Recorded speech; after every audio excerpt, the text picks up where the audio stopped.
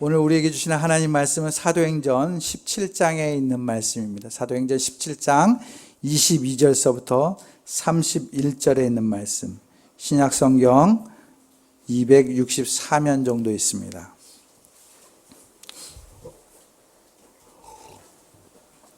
사도행전 17장 22절서부터 31절에 있는 말씀, 우리 함께 봉독하겠습니다. 함께 봉독할 때 하나님의 음성을 들을 수 있기를 바랍니다. 22절서부터 31절까지 함께 봉독합니다. 바울이 아레오바고 법정 가운데 서서 이렇게 말하였다. 아테네 시민 여러분, 내가 보기에 여러분은 모든 면에서 종교심이 많습니다. 내가 다니면서 여러분이 예배하는 대상들을 살펴보는 가운데 알지 못하는 신에게라고 새긴 제단도 보았습니다. 그러므로 나는 여러분이 알지 못하고 예배하는 그 대상을 여러분에게 알려드리겠습니다. 우주와 그 안에 있는 모든 것을 창조하신 하나님께서는 하늘과 땅의 주님이시므로 사람의 또 하나님께서는 무슨 부족한 것이라도 있어서 사람의 손으로 섬김을 받으시는 것이 아닙니다. 그분은 모든 사람에게 생명과 호흡과 모든 것을 주시는 분이십니다. 그분은 인류의 모든 족속을 한 혈통으로 만드셔서 온 땅 위에 살게 하셨습니다. 그들이 살기 시여 거주할 지역의 경계를 정해 놓으셨습니다.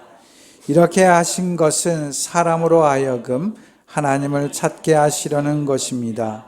사람이 하나님을 더듬어 찾기만 하면 만날 수 있을 것입니다. 사실 하나님은 우리 각 사람에게서 멀리 떨어져 계시지 않습니다. 여러분의 시인 가운데 어떤 이들도 우리도 하나님의 자녀이다 하고 말한 바와 같이 우리는 하나님 안에서 살고 움직이고 존재하고 있습니다. 그러므로 하나님의 자녀인 우리는 신을 사람의 기술과 고안으로 금이나 은이나 돌에 새겨서 만든 것과 같다고 생각해서는 안 됩니다. 하나님께서는 무지했던 시대에는 눈 감아 주셨지만 이제는 어디에서나 모든 사람에게 회개하라고 명하십니다. 그것은 하나님께서 세계를 정의로 심판하실 날을 정해 놓으셨기 때문입니다. 하나님께서는 자기가 정하신 사람을 내세워서 심판하실 터인데 그를 죽인 사람은 가운데서 살리심으로 모든 사람에게 확신을 주셨습니다. 이것은 주님의 말씀입니다. 감사합니다. 아멘. 사랑하는 성도 여러분, 살아가면서 화를 내어보신 적이 있으십니까? 분노하신 적이 있으십니까? 많죠. 저도 하루에 한두 번은 화를 내는 것 같아요. 여러 가지 이유로 인해서 하루에도 수십 번씩 그런 일들을 경험하기도 합니다. 어떤 전문가는 분노의 원인을 세 가지로 이야기하고 있어요. 분류하고 있어요. 한 가지는 다른 사람으로부터 욕구를 방해받았을 때 분노한다는 것이죠, 사람들이. 인간은 누구나 무엇인가를 얻고자 하고자 하는 욕구가 있는데 대개는 생리적인 욕구, 안전에 대한 욕구, 인정을 받는 욕구, 자아 실현의 욕구, 그리고 자유를 얻기 위한 욕구들이 있다는 것입니다. 이런 욕구를 얻으려고 하거나 하고자 할 때 타인이 강압적으로 막을 때 분노가 일어난다는 것이에요. 밥을 먹고 싶은데 밥을 먹지 못하게 하면 어떻습니까? 화가 나죠. 분노가 나는 거예요. 막 놀고 싶은데 놀지 못하게 하면 화가 나요. 우리 자녀들 그렇지 않습니까? 막 놀고 싶은데 아빠가 놀지 마 하면 화가 나요. 그렇죠? 그럴 때 분노가 된다는 것이에요. 또 한 가지는 자신의 욕구를 충족시키자 할 때 분노가 나요. 뭔가를 얻으려고 열심히 하는데 일이 잘 안 돼. 그럴 때 화가 난다는 것이에요. 하고 싶은데 되어지지 않거나. 근데 되어지지 않는데 옆에서 누군가 간섭해요. 그래서 안 되는 거야. 지적질을 한다고 그러죠. 그럴 때 분노가 나요. 뭔가 열심히 하고 있는데 그러면 안 돼 이러면 화가 나잖아요. 공부를 하고 있는데 엄마가 옆에서 공부 열심히 하면 화가 나잖아요. 그렇죠? 은혁이 화 안 나? 공부하고 있는데 공부해 그러면 더 화나잖아요. 그렇죠? 그럴 때 화가 난다는 것이에요. 그리고 세 번째는 또 다른 분노가 있어요. 그거는 사회적 분노라고 이야기합니다.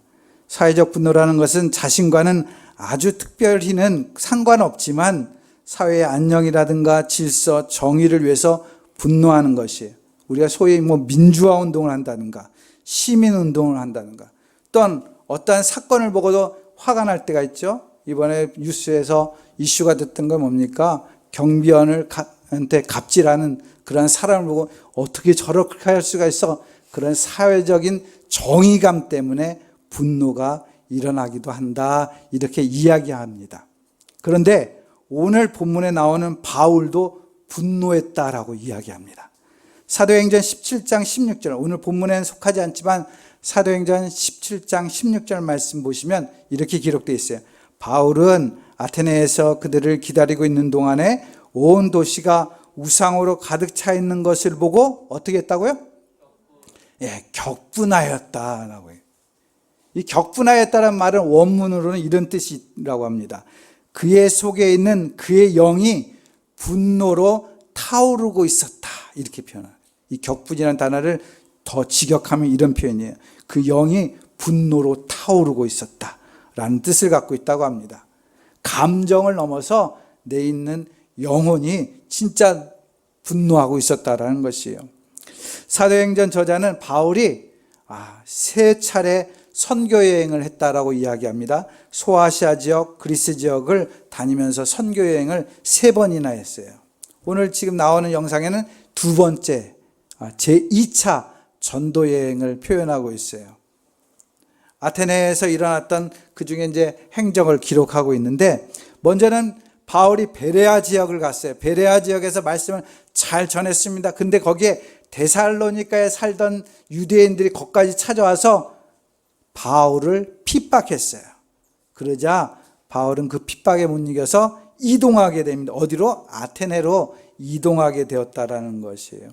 근데 아테네로 이동해서 아테네 도시를 보니까 거기에 많은 신상들, 우상들이 있는 것을 보고 격분했다라고 오늘 본문의 이야기는 소개하고 있다라는 것이죠. 사실 아테네는 문명의 도시예요. 굉장히 장엄한 건축물들, 신전들, 우상들, 그런 조각들이 굉장히 많았을 것입니다. 구경할 것이 얼마나 많습니까? 우리도 성지순례 가면은 건축물들 보면, 고대 양식들을 보면 너무나 멋있어 보여요. 사진으로 봐도 멋있지 않습니까? 그런데 바울의 눈에는 그런 것들이 보이지 않았어요. 그렇고 멋있고 장황하고 위대한 모습들이 보여진 것이 아니라 오히려 거기에 있는 우상들이 보였어요. 왜냐하면 바울의 마음속에는 오직 복음만이 있었기 때문에 그렇습니다. 복음만이 있었기 때문에 외형적인 웅장함을 보기보다는 아테네 사람들의 영혼들을 생각하게 된 것이죠. 그들이 우상을 섬기고 그들이 심판받고 멸망당할 것을 보니까 안타까움 생각, 저래서는 안 되는데 라는 그런 분노하는 마음이 섞여 있었다라는 것이에요. 여기서 우리는 바울의 삶의 방식을 알게 됩니다. 사람들은 누구나 삶의 기준이 있어요. 그렇죠? 내 자신이 기준이 되기도 합니다. 내가 좋으면 다 옳은 것이고 내가 싫으면 다 나쁜 것이다라는 기준이 있어요. 어떤 사람은 돈의 기준을 갖고 있습니다. 그래서 모든 걸 돈으로 평가해요. 돈이 있으면 행복하고 돈이 없으면 불행하다. 이렇게 기준을 갖는 경우도 있어요. 어떤 분들은 도덕적인 기준을 갖고 있어요. 윤리적인 기준을 갖고 있어요. 그래서 내가 딱 윤리적으로 볼 때 저 사람 잘못된 거야, 저 사람은 옳은 거야, 이렇게 한바로 판단하는 경우가 있다라는 것이죠. 오늘 본문에 비춰진 바울의 삶의 기준은 무엇입니까? 복음이었어요. 복음. 복음으로 판단한 것이에요. 그렇게 수만 개의 신상들의 그 아름다움을 보기보다는 하나님 앞에 심판받을 것을, 그리고 그 안에 살고 있는 그 영혼들을 불쌍히 여긴 마음을 가졌다라는 것이죠. 바울 서신의 어느 누구도 바울 서신의 어느 편지에도 이 아테네에 대한 기록은 없어요. 단지 사도행전 저자인 누가만이 바울이 그리스 아테네에서 복음을 담대하게 전했다는 사실만 기록되어 있습니다. 바울은 오직 복음 안에서 세상을 바라보고 그 세상을 판단했다는 것입니다. 오늘날 우리는 많은 일들을 경험하고 있어요. 특히나 우리가 가장 경험하고 있는 것이 뭡니까? 코로나19의 그런 어려움들을 경험하고 있지 않습니까? 그래서 누구나 다 비대면 생활이라는 것을 하게 됐어요. 원래 미래학자들은 이 비대면 생활이 30년 후에 일어날 일이라고 이야기합니다. 그때 되면 인공지능이 발달되고 4차 산업이 발달되면 30년 후에는 다들 이렇게 비대면으로 생활하게 되는데 이 코로나19 때문에 그게 앞당겨졌다는 것이죠. 이런 어려움은 의학자들이 보는 시각으로는 의학자 눈으로 보게 됩니다. 정치인들은 정치인 눈으로, 또한 경제인들은 경제인 눈으로 이 사건을 판단하고 이 사건에 대해서 이야기하고 있습니다. 그러한 판단들이 우리의 삶을 살아가는데 한 지침을 주죠. 의학자들이 이건 어렵습니다. 서로 사회적 격리를 해야 됩니다. 그렇게 해야 되죠. 정치인들은 또한 여러 가지 눈치를 봅니다. 경제도 눈치를 봐야 되고 의학도 눈치를 보고 이주저도 아닌 것처럼 이렇게 진행되기도 합니다. 경제인들은 경제를 살려야 된다고 이야기합니다. 그러한 판단들은 다 우리에게 도움을 주는 건 사실이에요. 그럼에도 우리는 한 차원 더 깊은 생각을 해야 됩니다. 과연 이 사건을, 이러한 일들을 하나님께서는 어떻게 보고 계신가? 믿음의 눈으로 바라볼 수 있어야 되는 것이죠. 하나님께서는 과연 이런 일들을 통해서 우리에게 원하시는 것이 무엇인가? 이 시대, 어려운 시대, 감염병으로 이렇게 힘들어하는 시대 속에서 우리가 살아가고 있는데 과연 이 시대 속에서 우리가 어떠한 모습으로 살아가는 것이 중요한가? 그것을 우리 자신은 물어야 할 것입니다. 그래서 우리는 우리의 삶을 바르게 인식하고 우리 삶 속에서 믿음의 참된 삶을 살아가는 것, 그것이 바로 교회 다닌 사람, 신앙을 가지고 살아가는 사람의 삶이라고 말할 수 있을 것입니다. 오늘 본문 22절서부터 23절 말씀 우리 다시 한번 같이 함께 읽겠습니다. 시작.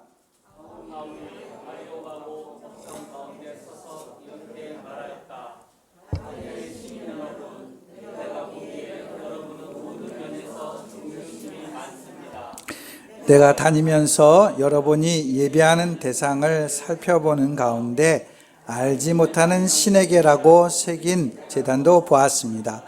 그러므로 나는 여러분이 알지 못하고 예배하는 그 대상을 여러분에게 알려드리겠습니다. 아멘. 앞에서 말씀드렸듯이 아테네는 당시 그리스 수도로 문화 중심지였어요. 그리스 사상과 철학을 가장 잘 드러내는 장소가 바로 아테네였어요. 거기엔 대표적으로 두 가지 철학자들이 있었습니다. 에피쿠로스 철학자들이 있었고 그리고 스토아 철학자들이 있었다는 거 아니겠습니까? 두 학파는 모두 아테네에 뿌리를 두고 활동을 했어요. 이처럼 아테네는 학문적으로 굉장히 뛰어난 그러한 지역이었다라는 것을 우리가 볼 수가 있습니다. 뿐만 아니라 아테네는 무려 300개나 되는 공식화된 우상들이 있었다고 그래요. 그리고 3만여 개의 신상들이 있었던 동네예요. 그래서 아테네 사람들을 칭하기를 이렇게 칭했다고 합니다. 가장 신을 열심히 공경하는 사람들, 아테네 시민들을 칭해서 이런 표현을 썼다고 해요. 그들은 신을 섬기는데 가장 열심히 신을 섬기고 공경하는 사람들이라는 그러한 칭함을 받았다고 합니다. 일례로 오늘 본문에서도 어떤 이야기를 합니까? 알지 못하는 신에게도 공경했다라는 것 아니겠습니까? 이 알지 못하는 신에 대한 유래는 이렇습니다. 왜 이런 알지 못하는 신을 적어놨냐면 기원전 6세기에 아레오바고에 큰 질병이 있었다고 해요. 근데 그 질병 가운데 크레타 사람인 에피메니데스라는 사람이 와서 그 사람들을 구원하고 많은 신들에게 감사의 제사를 드렸다는 것이죠. 근데 이 제사를 드릴 때 혹시 그때 빠진 신이 있지 않을까, 서운한 신이 있으면 우리에게 벌 주니까 그런 신이 있지 않을까 해서 알지 못하는 신에게도 희고 검은 양들을 놓아서 그래 제단에 드렸다라는 이야기가 있습니다. 그래서 알지 못하는 신도 그렇게 공경했다라는 것이죠. 이처럼 앞에서 이야기한 것처럼 두 개의 철학 사상이 있는 것처럼 학문적으로 뛰어났지만 종교성도 굉장히 뛰어났던 동네, 그것이 바로 아테네였다. 이러한 상황에 놓였지만 이런 학문적으로 지식적으로 뛰어나고 종교성도 뛰어난 이런 동네였지만 그럼에도 불구하고 바울의 눈에는 불쌍한 동네였어요. 이런 동네에서 하나님의 말씀을 선포하고 있는 것입니다. 오늘 우리가 읽었던 바울의 설교 중에 특징 중에 하나가 뭐냐면 거기에는 예수님이라는 이름이 직접적으로 나오지 않아요. 다른 동네는 예수 그리스도를 믿어야 됩니다, 구원이 거기에 있습니다 라고 말합니다. 근데 오늘 본문에서는, 아테네에서는 예수님이라는 이름이 직접적으로 표현되지 않고 있어요. 참 이상하다. 복음이 우선이라면 예수님을 증거해야지, 우리가 이렇게 생각할 수 있지 않습니까? 근데 예수님의 이름이 나오지 않아요. 왜냐하면 아테네 사람들은 하나님에 대해서 제대로 모르고 있구나, 이것이 바울에게는 우선됐어요. 그래서 많은 신들, 다 신을 섬겼어요.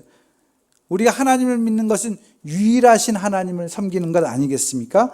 그래서 오늘 본문에서는 유일하신 하나님에 대한 이야기가 먼저 나오고 있는 것이에요. 그래서 우리가 이 본문을 읽을 때 왜 바울이 예수님을 이야기하지 않지? 이렇게 생각하기보다는 하나님을 그들에게 깨닫게 하기 위해서 설명하고 있구나, 이것을 우리가 먼저 인식하고 있어야 됩니다. 그렇다면 지금 바울이 소개하고 있는 하나님은 어떠한 하나님인가? 오늘 본문 24절에서 26절 말씀 같이 함께 읽겠습니다. 24절에서 26절 말씀 시작.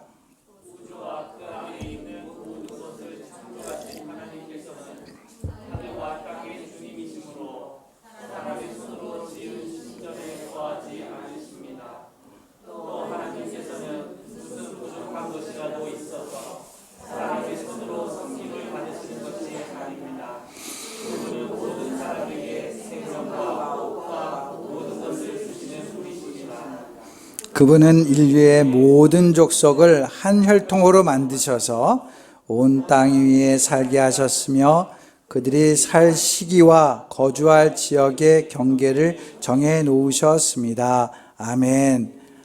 바울이 먼저 이야기하는 하나님은 어떤 하나님이냐? 만유의 하나님, 창조주 하나님을 말씀하고 있어요.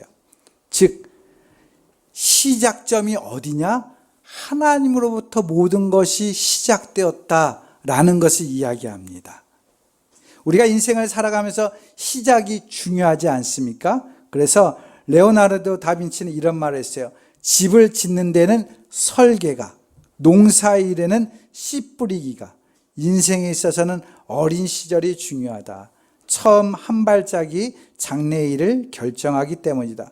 좋은 계획을 세워 바르게 출발하면 이루지 못할 것이 없다, 이런 표현을 썼어요. 그러니까 시작이 굉장히 중요한데 오늘 성경에서 바울은 모든 것의 시작은 어디에 있다? 하나님께 있다라는 것을 말씀해 주고 있다는 것이죠.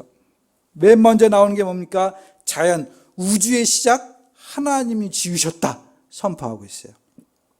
또한 사람의 생명, 이 호흡의 시작 어디서 시작됐냐? 하나님이 주셨다. 역사의 경계가 이루어지고 족속을 이루고 이런 역사의 시작점 어디냐? 하나님이 그렇게 이루도록 하셨다, 이 말을 하고 있는 것이죠. 모든 일의 시작이 하나님이라는 것이죠. 이 말씀을 제가 묵상하면서 제 나름대로 해석하기는 하나님이 안 계신 곳이 없다, 이렇게 표현하고 싶어요.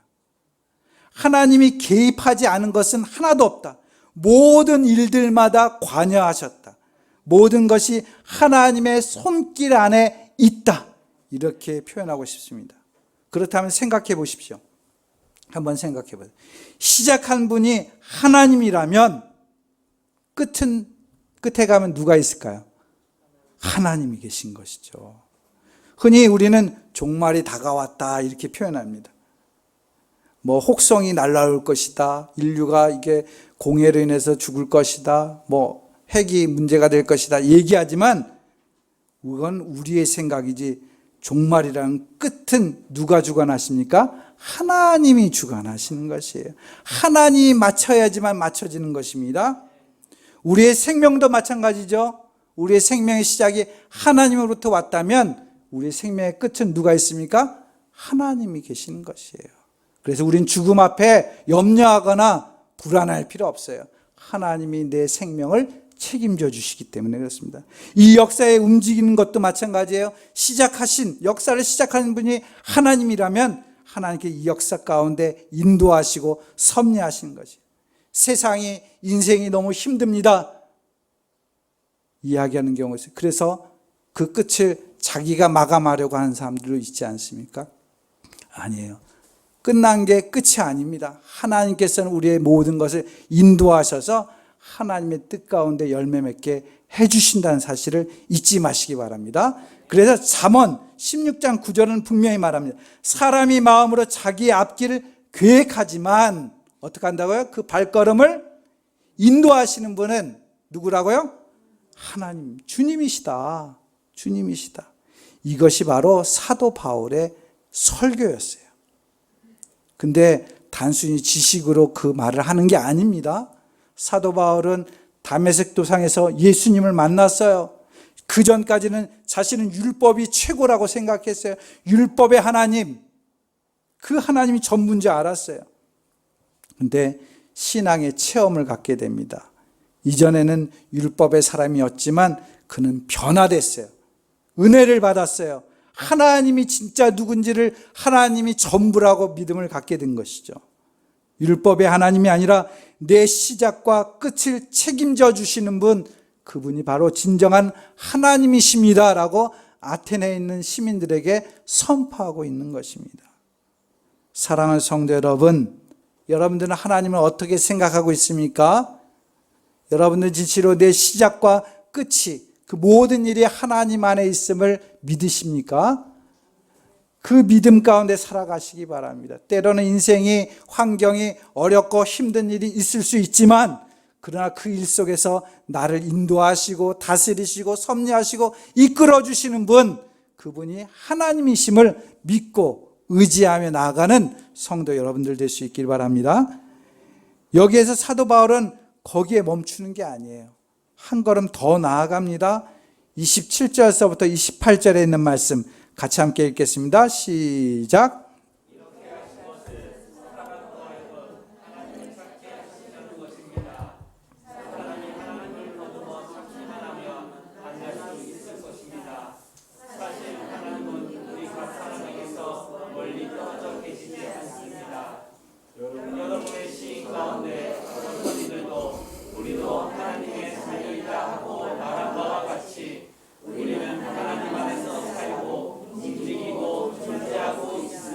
아멘. 자, 알파와 오메가, 시작과 끝이 되신 하나님을 좀 더 깊이 생각하면 우리와 함께 하시는 하나님이다라는 것을 더 말씀해 주고 있는 것이에요. 우리와 함께 한다는 말을 뭐라고 표현합니까? 성경에는 임마누엘이라고 이야기하지 않습니까? 하나님은 가까이 계신 분, 곁에 계신 분, 언제나 만날 수 있는 분, 더듬어 찾기만 하면 만날 수 있다고 이야기하고 있습니다. 각 사람에게 멀리 떨어져 있지 않다고 이야기합니다. 헬라인들은 상상도 못할 하나님이에요. 왜냐하면 그들은 이분법적으로 생각했어요. 육신은 천한 것이고 영적인 것은 좋은 것이 선한 것이다 이렇게 생각했기 때문에 하나님과 신이 공존한다는 것은 있을 수 없는 일이죠. 왜? 육신은 악한 것이기 때문에. 근데 하나님이 우리 육신과 함께하고 있다라고 선포하고 있는 것이에요. 그래서 가까이 계시다. 가까이 계시다. 너희가 더듬기만 하면 만날 수 있다. 이야기하고 있습니다. 성경은 그래서 뭡니까? 찾으라, 구하라, 두드리라, 부르짖으라 이런 말씀을 하고 있는. 그러면 하나님이 만나 주실 것이다 이야기합니다. 사랑하는 성도 여러분, 여러분은 주님을 만나고 있습니까? 만나고 있습니까? 하나님을 아직 만나지 못했다면 찾으십시오. 더듬어 보십시오. 그럼 주님은 여러분들을 만나 주실 것이에요. 이게 성경의 말씀인 것이에요. 인생을 살아가면서 하나님이 내 옆에 계신데 하나님 앞에 도움의 손길을 바라지 못하고 하나님을 찾지 못하는 그런 어리석은 자가 되지 않기를 바랍니다. 교회에 나왔지만 하나님을 만나지 못하면 아무 소용이 없는 것이에요. 아무 소용이 없는 것이에요. 주님을 만남으로 해서 하나님이 진짜 살아계신다, 하나님이 내 삶 가운데 인도하신다라는 그 은혜를 체험할 수 있는 삶이 되길 바랍니다. 바울은 그것을 체험한 것이에요. 율법만 알고 있었는데 주님을 만나고 나니까 하나님이 함께하고 있다는 사실을 깨닫게 된 것이에요. 여러분들도 마찬가지로 하나님과 함께하는 은혜를 날마다 이루는 성도 여러분들 될 수 있기를 바랍니다. 마지막으로 본문 30절에서 31절 말씀입니다. 같이 함께 읽겠습니다. 시작.